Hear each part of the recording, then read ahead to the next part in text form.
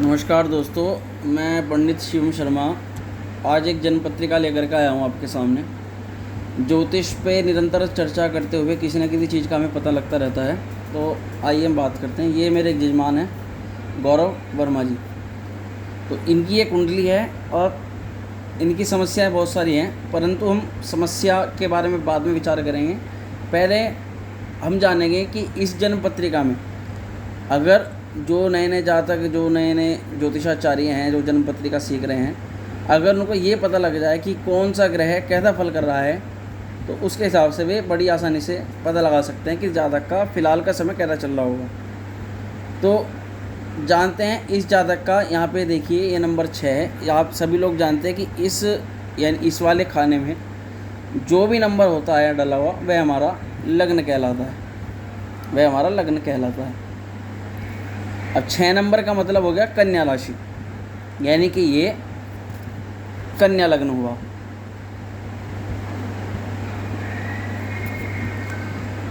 अब कन्या लग्न के बारे में जब हम बात करते हैं तो सर्वप्रथम हम जो पहला ग्रह होता है हमारा सूर्य, हम सूर्य के बारे में विचार करेंगे कि कन्या लग्न में ये जो सूर्य है ये क्या फल करेगा, ये अच्छा फल करेगा कि बुरा फल करेगा, उसके बारे में विचार करते हैं। अब देखिए दोस्तों, यहाँ पर जो ये कन्या लग्न का सूर्य है, ये बुध का, यानी कि लग्नेश का, इस बुध का मित्र है, स्वग्रही है। कहने का मतलब है 5 नंबर पर बैठा हुआ है। ये सिंह राशि है, सूर्य की खुद की राशि है। तो सूर्य यहाँ अपने घर में बैठा हुआ है। परंतु आप ध्यान से देखिए, ये 12वें भाव का स्वामी है, खर्चे का स्वामी है। इस भाव का नाम होता है खर्चे व्यय, ठीक है, और हॉस्पिटल,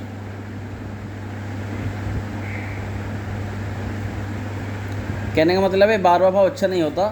तो 12वें भाव का स्वामी होने के कारण यहाँ सूर्य क्या करेगा, एक तो जातक का खर्चा बढ़ाएगा।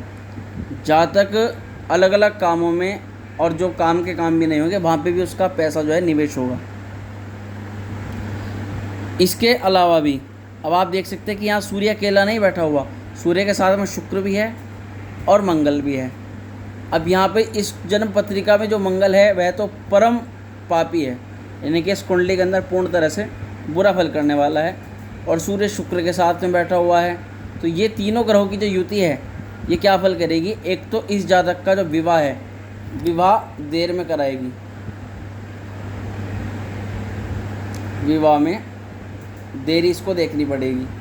इसके अलावा क्या है कि भाग्य सुख इसका कमी हो जाएगी, क्योंकि सूर्य इसका जो शुक्र है वह इसके भाग्य भाव का स्वामी है, वे परम पापी मंगल के साथ में बैठा हुआ है, ठीक है नहीं। शुक्र मंगल की युति बिल्कुल अच्छी नहीं बताई गई। तो इस योग के कारण से इस जातक को भाग्य से मिलने हुई हर चीज़ उसमें समस्या होगी, पिता से मिलने वाली चीज़ों में इसको समस्याओं का सामना करना पड़ेगा। इसके अलावा यह जो जातक है मंगल शुक्र के साथ, सूर्य के साथ में युति बनाता है, तो यहाँ पर परम क्रोधी जातक होगा, यानी कि बहुत गुस्सैल होगा।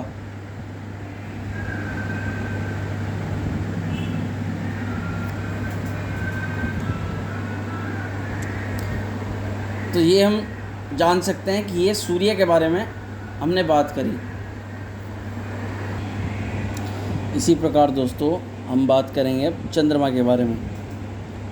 अब इस कुंडली में हम चंद्रमा की पोजीशन देखेंगे। देखिए, मैं आपको बताता हूँ, ये कन्या लगन की कुंडली है।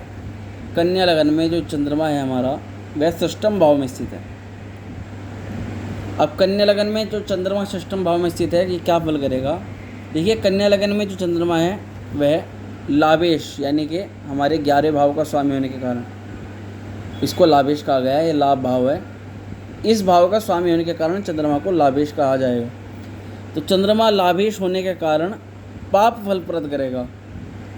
पाप फलप्रद क्यों करेगा, क्योंकि ये लाभेश है, यानी कि लाभ करने वाला ग्रह जब हमारा षष्ठम भाव में चला गया, यानी कि जो रोग है, जो त्रिक भाव है, जो अच्छा भाव नहीं होता, और शनि की राशि पर चला गया, इस कारण से जो चंद्रमा है वह यहाँ पर बुरा फल करेगा, यानी कि हमारे लाभ भाव को घटाएगा, हमारी इनकम को घटाएगा, ठीक है। चंद्रमा अपने पुत्र बुध के लग्न में थोड़ा उद्विग्न रहता है, ठीक है, क्योंकि बुध अपने पिता चंद्रमा का परम शत्रु है, जबकि चंद्रमा बुध से वैराग भाव नहीं रखता। यहाँ छठे भाव में चंद्रमा कुंभ राशि में है। इस स्थिति के कारण यहाँ पर लाभ भंग योग बनेगा, यानी कि मैंने जो बात बताई कि लाभ यहाँ पर जाकर के भंग हो जाएगा। इससे बचपन में स्वास्थ्य भी खराब रहेगा। क्यों? क्योंकि ये रोग भाव है, तो बचपन में इस जातक का स्वास्थ्य खराब रहा होगा और युवावस्था में इसको व्यापार में अत्यंत संघर्ष करना पड़ेगा। कारण जब लाभ भाव का स्वामी ही षष्ठम भाव में चला गया, ऐसे स्थान का जो पैसा है वो आने में समस्या करता है। कहीं पर अटका हुआ है वहाँ अटका रहता है, बहुत टाइम लग जाता है वहाँ से पैसे वापस आने में। इस कारण से चंद्रमा की इस स्थिति के कारण जातक को व्यापार में भी बहुत चैलेंजेस का सामना करना पड़ेगा।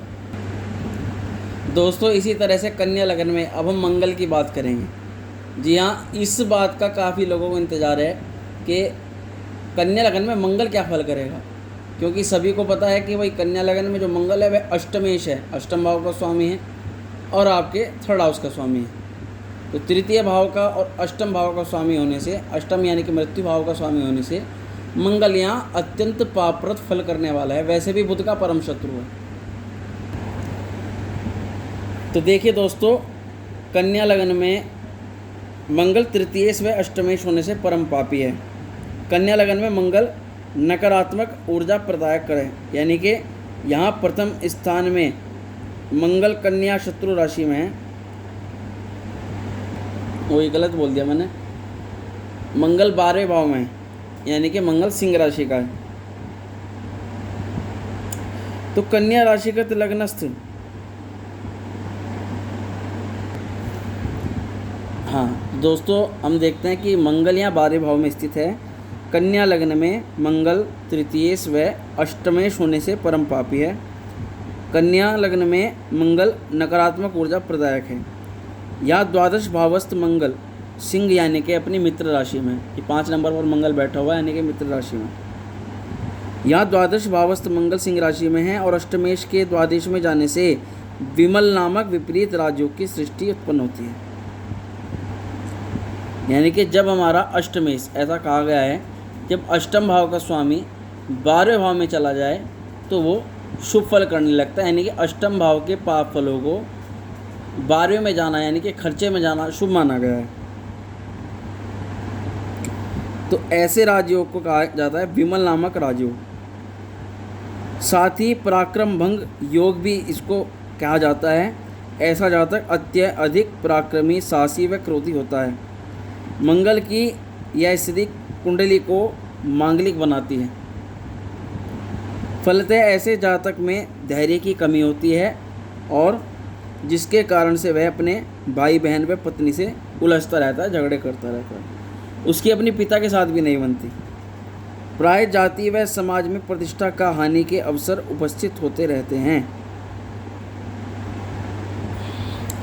अब देखते हैं कि यहाँ जो मंगल है, मंगल सूर्य के साथ में बैठा, शुक्र के साथ में बैठा हुआ है। जब भी 12वें भाव में मंगल कन्या लग्न में मंगल सूर्य के साथ में बैठा होगा तो जातक के नेत्रों में अवश्य ही पीड़ा होगी, जातक के नेत्रों में अवश्य ही समस्या होगी, कुछ ना कुछ दिक्कत है उसको, या तो पानी, आँखों में पानी चलता रहेगा, या इसके अलावा भी बहुत समस्या होती है। इसके अलावा जब मंगल शुक्र के साथ में बैठ जाए तो शुक्र के साथ में भी ये अत्यधिक पाप फलित करने वाला होता है। ये शुक्र संबंधित रोग देता है। पेट या पेट से नीचे के जो भाग हैं शरीर के, वहाँ पर ये समस्या उत्पन्न करता है। अब हम बात करेंगे बुध के बारे में। मंगल के बाद बारी आती है बुध की। ये कन्या लगन में बुध की प्रथम भाव में क्या स्थिति है। अब यहाँ देख सकते हैं कि ये कन्या लगन है, यहाँ बुध लगन में केतु के साथ में बैठा हुआ है। तो बात हम करते हैं कन्या लगन में बुध लग्नेश्वर राज्येश है, यानी कि लगन भाव का स्वामी है, और आपका दशम भाव का स्वामी, व्यापार भाव का स्वामी हो गया और लगन भाव का स्वामी होकर के बुध लगन में बैठा हुआ है। 2 केंद्रों का अधिपति होने पर भी इसे केंद्राधिपत्य दोष नहीं लगता। एक दोष लग जाता है जब दोनों केंद्रों का स्वामी कोई ग्रह होता है केंद्राधिपति, परंतु यहाँ पर लग्न में स्थित होने के कारण इसको ये दोष भी नहीं लगता है। यहाँ बुध अति शुभ फलदायक होता है और सफल योग कारक ग्रह है। जहाँ लग्नस्थ बुध कन्या राशि में होगा जो कि उसकी उच्च राशि है, बुध यहाँ 15 अंशों तक परमोच्च एवं 16 से 20 अंशों तक मूल त्रिकोण का कहलाता है। बुध की इस स्थिति के कारण क्रमशः कुलदीपक योग, भद्र योग, पद्म सिंहासन नामक योग, बुध यहाँ पर दिग्बली भी है और ऐसा जातक राजा के तुल्य ऐश्वर्यशाली एवं धनवान होता है। यानी कि बुध यहाँ पर इस जातक को धन में कभी कमी नहीं छोड़ेगा और धनवान बना करके रखेगा। ऐसा जातक विद्या व्यसनी, विद्वान, राजनीति एवं कुशल होकर के उच्च पद को प्राप्त करेगा और ऐसा जातक जिस क्षेत्र में भी जाएगा, जिस क्षेत्र में भी कार्य करेगा, उसका वह कार्य सफल होगा। यहाँ पर बुध जब केतु के साथ में लगन बैठा हुआ है तो ऐसा जातक कीर्तिवान होगा, तेजस्वी होगा, उसकी मान प्रतिष्ठा दूर दूर तक बढ़ेगी। इसी प्रकार दोस्तों हम बात करेंगे बृहस्पति के बारे में। कन्या लगन की कुंडली में ये बृहस्पति यहाँ अष्टम भाव में बैठा हुआ है। तो कन्या लगन में जो गुरु है वह आपका चतुर्थेश है यानी चौथे भाव का स्वामी है और सप्तमेश यानी विवाह भाव का स्वामी है। और चतुर्थेश सप्तमेश के स्वामी होने के कारण यहाँ पर ये अशुभ फल देने वाला होगा और गुरु को कन्या लगन में केंद्राधिपत्य दोष भी नहीं लगेगा। जिस तरह से बुध 2 भाव का स्वामी था, इस तरह से यहाँ पर बृहस्पति भी इन 2 भाव का स्वामी।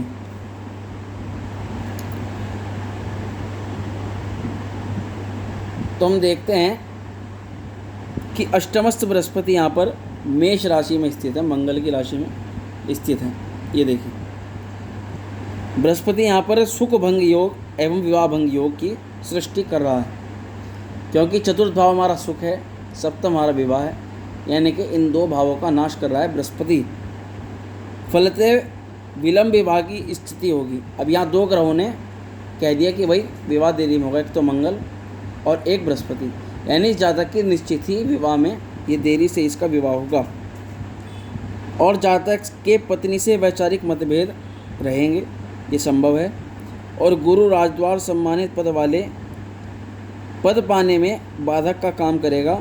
जातक राजनीति में रुचि लेगा और सफलता संदिग्ध है। जातक दानी होगा, ये पैसे देने वाला होगा, दान करने वाला होगा और उसे दान का वांछित यशोगान प्राप्त नहीं होगा, यानी कि जितना वो दान करेगा उसके हिसाब से उसको फल प्राप्त नहीं होगा। अब यहाँ पर जो बृहस्पति की जब भी अंतर्दशा लगेगी तो जातक को यहाँ पर काफ़ी समस्याओं का सामना करना पड़ेगा। दोस्तों अब हम बात करेंगे यहाँ पर शुक्र की। कन्या लग्न में शुक्र 12वें भाव में स्थित है। तो कन्या लग्न में शुक्र द्वितीयेश यानी कि धन भाव का स्वामी है और भाग्येश यानी कि 9वें भाव का स्वामी है और वह 12वें भाव में स्थित है। तो कन्या लगन में शुक्र द्वितीयेश भाग्येश है। शुक्र यहाँ त्रिकोण का स्वामी होने से मार्केश के दोष से मुक्त हो गया है,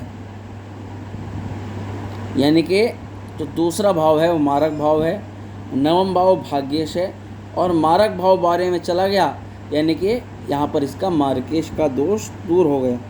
अतः योग कारक एवं शुभ फल देने वाला यहाँ पर शुक्र हो जाता है। द्वादश भावगत शुक्र यहाँ पर सिंह शत्रु राशि में होगा और शुक्र की इस स्थिति के कारण धनहीन योग एवं भाग्य भंग योग की सृष्टि होगी। फलतः ऐसे जातक को धनार्जन एवं भाग्योदय हेतु काफ़ी संघर्ष करना पड़ेगा। जातक को ऋण रोग एवं शत्रुओं से परेशानी होगी, फिर भी जातक धनवान तेजस्वी एवं यशोवान होगा। यह ऐसा शुक्र का फल है। जब भी जातक को शुक्र की अंतर्दशा महादशा लगेगी तो जातक को सुख संपन्नता प्राप्त होगी। दोस्तों इसी प्रकार हम बात करेंगे कन्या लगन में शनि की। ये यहाँ पर शनि आप देख सकते हैं कि तृतीय भाव में बैठा हुआ है वृश्चिक राशि पे। कन्या लग्न में शनि पंचमेश है, पंचम भाव का स्वामी है और षष्ठेश है यानी छठे भाव का स्वामी है। त्रिकोण का अधिपति होते हुए भी यहाँ शनि को षष्ठेश के दोष से मुक्ति नहीं मिली। अब आप समझिए कि यहाँ पर शनि त्रिकोण का स्वामी है और षष्ठेश का स्वामी है और वह थर्ड हाउस में बैठा हुआ है, परंतु उसको त्रिकोण का स्वामी होने के बाद भी यहाँ पर षष्ठेश के दोष से, इस दोष से यहाँ पर शनि को नहीं मुक्ति मिलती। अतः शनि पापी एवं निष्फल योग करता है। तृतीयस्थ शनि वृश्चिक शत्रु राशि में होगा। ये शत्रु राशि में बैठा हुआ है शनि यहाँ 8 नंबर पे। ऐसा जातक साहसी, पराक्रमी, दृढ़ निश्चयी होगा। जातक के भाई बहन होंगे पर उनसे कभी नहीं निभेगी, उनसे कभी नहीं बनेगी। जातक कठोर परिश्रमी होगा। परिवार, कुटुंब एवं मित्रों के लिए सब कुछ करते हुए भी उसे वांछित यशफल नहीं मिलेगा। और जातक की उसके पीठ पीछे बुराई होगी, उसके गुप्त शत्रु होंगे। जातक सन की कठोर निर्णय लेने वाला होगा। ऐसा शनि का फल है। यहाँ पर जब भी कभी शनि की अंतर्दशा महादशा लगेगी तो उसको अच्छे फल भी और बुरे फल दोनों प्रकार के फल उसको देखने पड़ेंगे। देखिए यहाँ पर अब हम राहु की बात करेंगे। कन्या लगन में राहु सप्तम भाव में बृहस्पति की राशि पर स्थित है। कन्या लगन में राहु लग्नेश यानी कि बुध का मित्र है। कन्या राशि राहु की स्वराशि भी है। ये राहु की राशि है कन्या राशि। और लग्न होने से राहु कन्या लग्न में ज़्यादा नुकसान नहीं करेगा। ये यहाँ पर लग्न में ज़्यादा नुकसान नहीं करेगा। यहाँ सप्तमस्थ राहु मीन शत्रु राशि में होगा। ऐसा जातक पत्नी प्राय रोगग्रस्त रहेगी। इस जातक की जो पत्नी होगी वह रोगी होगी, उसके शरीर में दिक्कतें रहेंगी। यहाँ सप्तमस्थ राहु मीन शत्रु राशि में होगा। जातक विजातीय एवं विदेश स्त्रियों में रुचि रखेगा। और लाल किताब वालों ने इस राहु को दौलत का धुआं निकालने वाला चांडाल कहा है। जातक अपने ऐशो आराम के लिए धन का अपव्यय करेगा। उसे साझेदारी एवं गुप्त व्यापार से नुकसान उठाना पड़ेगा। जब भी राहु की दशांतर दशा लगेगी उसको प्रतिकूल यानी कि अच्छा बुरा दोनों प्रकार का फल देखने को मिलेगा। अब बात करते हैं हमारे इसमें अंतिम ग्रह यानी कि केतु की। तो केतु यहाँ पर हमारा लग्न में विराजमान है बुध के साथ में कन्या राशि का।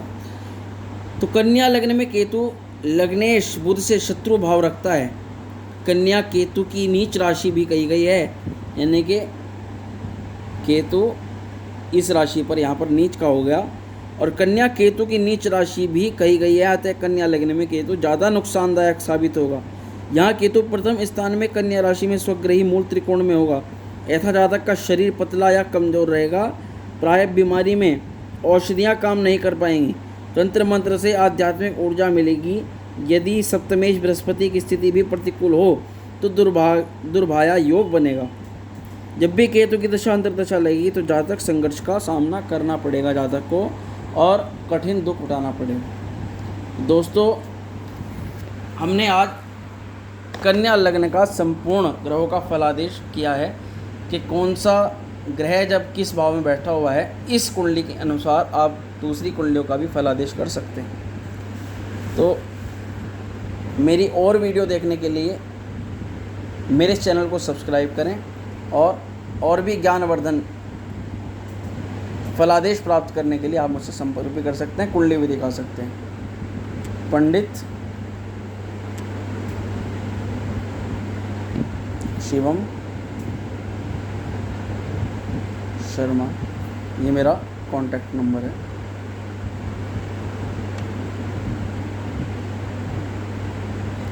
एट 8218347621। ये आप मुझे व्हाट्सएप भी कर सकते हैं। देखिए आपके सहयोग से ही हमको जन्म पत्रिकाओं के बारे में पता चलता है। अगर हम बात ना करें तो कुंडलियों के अंदर बहुत सारे इस तरह के दोष होते हैं, इस तरह के योग होते हैं जिनके बारे में हम सफल तरीके से नहीं समझ पाते।